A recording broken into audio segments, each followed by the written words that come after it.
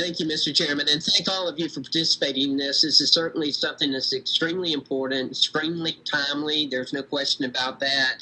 Dr. Foss, I want to start with you and ask you, when we discuss a transition to a low carbon economy, and we have to discuss the cost and the requirements that are associated with the supply chain. And certainly supply chains, as we know, are very important. I want to point out two examples of where supply chains are important. First of all, I'm old enough, and I suspect there are some other members on this call who are old enough to remember the late 70s when we realized that we were too dependent on our foreign countries, particularly in the Middle East, for our energy needs. And we needed to have more energy independence. More recently, we have recognized that we are too dependent on other countries for our pharmaceutical needs during this pandemic that we are experiencing right now.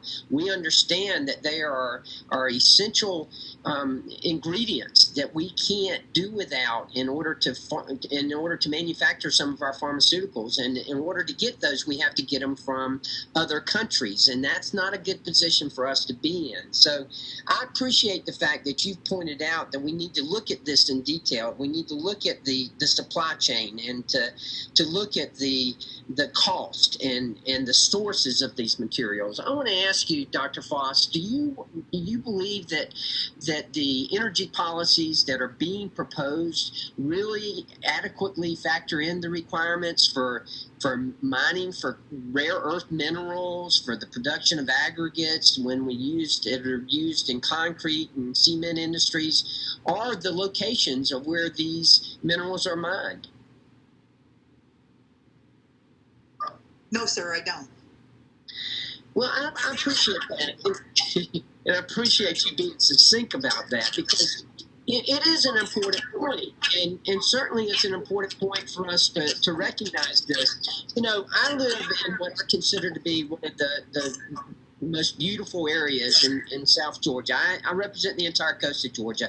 And if you look at that, you know, we've had a number of companies that have looked at mining, and we got the Okefenokee Swamp, which is a great national treasure that all of us love and that none of us want to see disrupted. Yet there are minerals there that could save us and help us in this country, but nobody wants it in their backyard. And I get it. I understand that. And that's one thing that I think we have to take into consideration.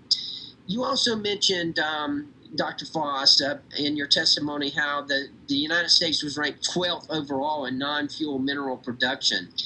We know that many of these critical minerals are mined in poor conditions in areas like the Republic of the Congo, and are they're used for strategic advantage by the Chinese, and that they use them, just like, as I mentioned earlier, that we're witnessing right now, that they're using the pharmaceuticals to their advantage. We understand that that's not a good position for us to be in, and we should not be in that position. How important is it for us to factor into the supply chain questions when we're planning for future energy investments? First of all, let me quickly correct the record. I had a cut and paste error in the testimony. We represent 12% of global non-fuel mineral output, but we might as well be 12th when it comes to the things that we don't produce sufficient amounts of. So we've talked about, we put governance on the table, which is what you're talking about again. Responsible mining and minerals production, responsible energy production from any source, it doesn't matter where it comes from, what the technology is, best practice, that's another phrase. What is best practice? We have lots of engineering standards that are widely used, and indicative of best practice. The huge difference is that in our country, for better or worse, when projects are proposed of any sort, any type of industrial project, they undergo tremendous amounts of scrutiny. We have laws and rules to protect people and property, and the larger environment, and we have transparency. And if something happens, we know about it. And what we'd like to see is a level playing field, and see these kinds of things adopted, these kinds of values and practices adopted in other countries that are going to supply the global economy. Great. Well, I'm out of time. Dr. Foster, thank you very much, and thank everyone who has participated in this today. It's been a very good hearing, Mr. Chairman. Thank you. The gentleman yields back.